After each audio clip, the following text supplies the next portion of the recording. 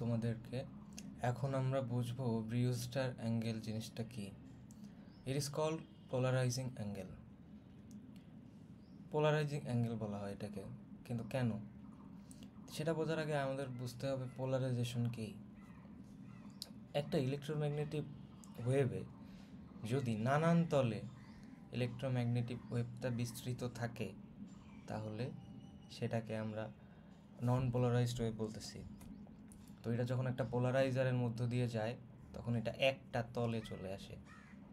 Mainly স্বাভাবিক generally বললে এটাই হচ্ছে যে ইলেকট্রোম্যাগনেটিক ওয়েভটা নানান দিকে বিস্তৃত, এরকম একটা ওয়েভ একটা পোলারাইজারের মধ্য দিয়ে গেলে একটা তলে চলে আসে। এই যে প্রক্রিয়াটাকে এটাকে বলা হচ্ছে পোলারাইজেশন।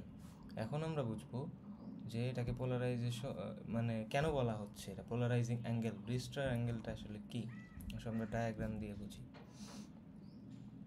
সেটা হলো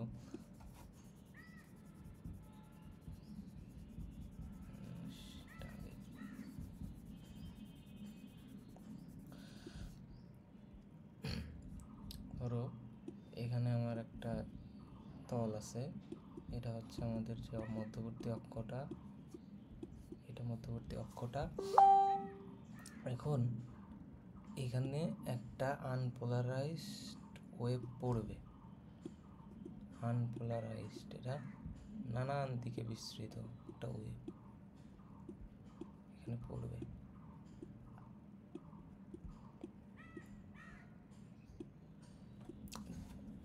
এটা একই কোণে রিফ্লেক্ট করলো।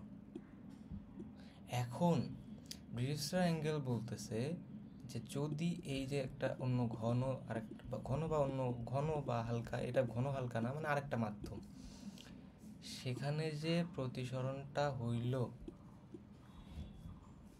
এই যে রিফ্লেক্ট হইল আর প্রতিসরণ হইল, এইটার মধ্যবর্তী কোণ যদি 90 ডিগ্রি হয় তাহলে এই রিফ্লেক্টেড ওয়েভ এবং ট্রান্সমিটেড ওয়েভ দুইটাই পোলারাইজড হয়ে যাবে,